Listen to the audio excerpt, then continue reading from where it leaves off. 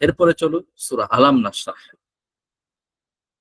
আলাম নাশরাহ লাকা সদরাক। দেখুন রাসূলকে বলছেন যে আমি কি আলাম নাশরাহ লাকা সদরাক, আমি কি আপনার জন্য আপনার বক্ষ হৃদয়কে প্রশস্ত করে দেইনি কল্যাণের পথে, কল্যাণের জন্য। ওয়াদানা আনকা উইজরাক, এবং আমি আপনার হতে অপসারণ করেছি, নামিয়ে দিয়েছি উইজরাক, ওই বোঝা, সেই বোঝা আল্লাযী আনকাযা যহরাক, যেই বোঝা আপনার পিঠকে কাবু করে দিয়েছে, যেই বোঝা আপনার পিঠকে কাবু করে দিয়েছিল।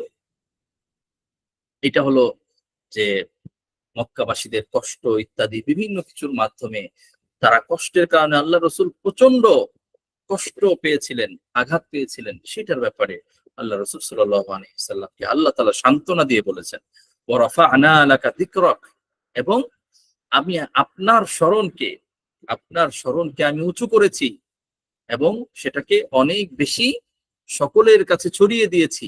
এই যে দেখেন মক্কার সেই সকল কাফের তারা হারিয়ে গেছে, আল্লাহ রসুল সাল্লাল্লাহু আলাইহি ওয়াসাল্লামের আলোচনা আজ ১৫০০ বছর পরে এসেও আমরা রাসূলকে কত ভালোবাসছি, রাসূলের কথা কত ভালোবাসার সাথে স্মরণ করছি।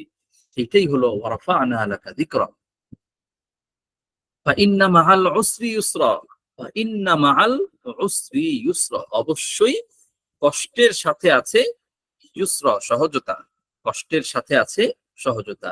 ইন্না মাআল উসরি ইউসরা, ইন্না মানে অবশ্যই, মাআল উসরি মানে কষ্টের সাথে, ইউসরা আছে সহজতা, অবশ্যই কষ্টের সাথে আসছে সহজতা। এই কথাটাকে দুইবার বলেছেন, একই কথা কিন্তু শুধু প্রথম আয়াতে একটা ফা বেশি, বাকি দুই আয়াতে এক।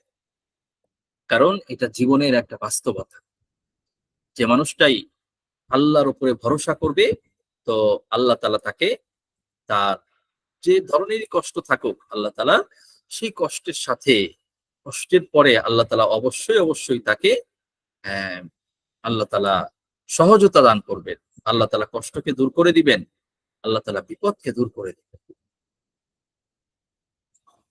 তো তাহলে আমরা এটা বুঝতে পারলাম যে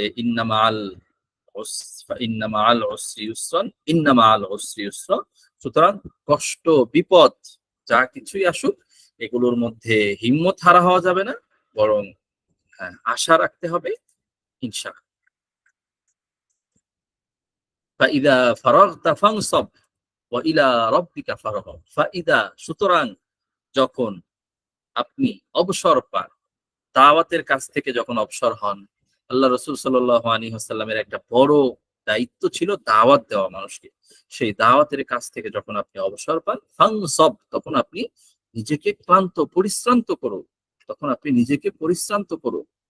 ওয়া ইলা রাব্বিকা ফারগাব, এবং আপনার রবের প্রতি মনোনিবেশ করুন, এবং আপনার রবের প্রতি ওয়া ইলা রাব্বিকা, আপনার রবের প্রতি ফারগাব মানে আগ্রহী হন, মানে মনোনিবেশ করুন।